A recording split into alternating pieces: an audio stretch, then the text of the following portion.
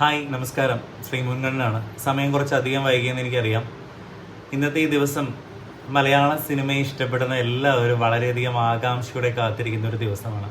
കാരണം മണിക്കൂറുകൾക്കപ്പുറം നമ്മുടെയൊക്കെ സ്ക്രീനിൽ തെളിയാൻ പോകുന്നത് മലയാള സിനിമയുടെ ചരിത്രം തന്നെ ഒരുപക്ഷെ മാറ്റിക്കുറിക്കാൻ പോകുന്നു എന്ന് കരുതുന്ന എമ്പുരാൻ്റെ റിലീസാണ് അല്ലേ?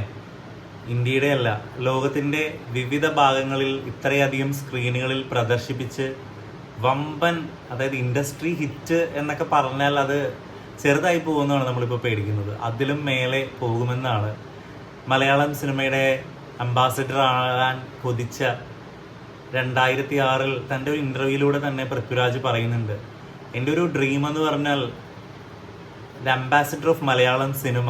അതെ, മലയാള സിനിമയുടെ അഭിമാനമായി മാറിക്കൊണ്ടിരിക്കുന്ന പൃഥ്വിരാജിൻ്റെ സംവിധാനത്തിൽ നമ്മുടെ ഏറെ പ്രിയങ്കരനായിട്ടുള്ള ലാലേട്ടൻ അഭിനയിക്കുന്ന മലയാളികൾക്ക് ഇഷ്ടമുള്ള ഒരുപിടി താരങ്ങൾ, മഞ്ജു വാര്യരും ടോവിനോയും ഇന്ദ്രജിത്തും ഉൾപ്പെടെ ഒട്ടനവധി താരങ്ങളാൽ സമ്പന്നമായ എമ്പുരാൻ്റെ റിലീസാണ്.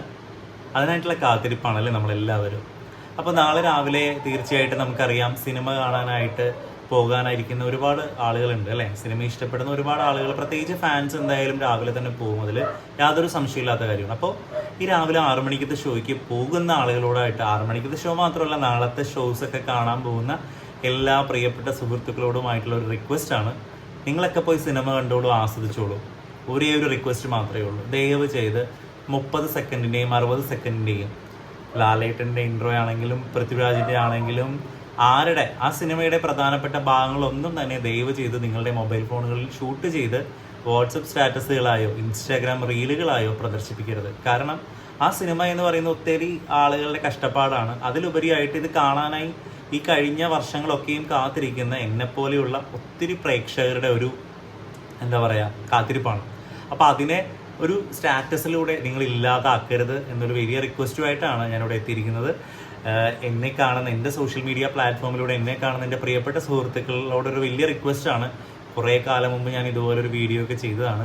പക്ഷേ ഈ ഒരു പുതിയ കാലഘട്ടത്തിൽ നിങ്ങളൊക്കെ ദയവായി അങ്ങനെ മാറി ചിന്തിക്കരുത്. നിങ്ങൾ കണ്ട് ആസ്വദിച്ചിട്ട് മറ്റുള്ളവർക്ക് കൂടി കാണാനുള്ളൊരു അവസരം ഒരുക്കി കൊടുക്കുകയാണ് വേണ്ടത്. അപ്പോൾ നമ്മൾ ഏറെ പ്രതീക്ഷയോടെ കാത്തിരിക്കുന്ന മലയാള സിനിമയുടെ ചരിത്രം തന്നെ മാറ്റിക്കുറിക്കാൻ പോകുന്ന എമ്പുരാൻ സിനിമയ്ക്ക് എല്ലാവിധ വിജയാശംസകളും നേരുകയാണ്. അപ്പോൾ നാളത്തെ പുലരി എമ്പുരാൻ്റേതായിട്ട് മാറട്ടെ. എല്ലാവർക്കും ശുഭരാത്രി. അപ്പോൾ ഓൾ ദി ബെസ്റ്റ് നമ്മുടെ എമ്പുരാൻ ടീം, ലാലേട്ട, പൃഥ്വിരാജ് ആൻഡ് മഞ്ജു, നമ്മുടെ ടോവിനോ, അങ്ങനെ തുടങ്ങിയ എല്ലാവർക്കും all the best. Thank you.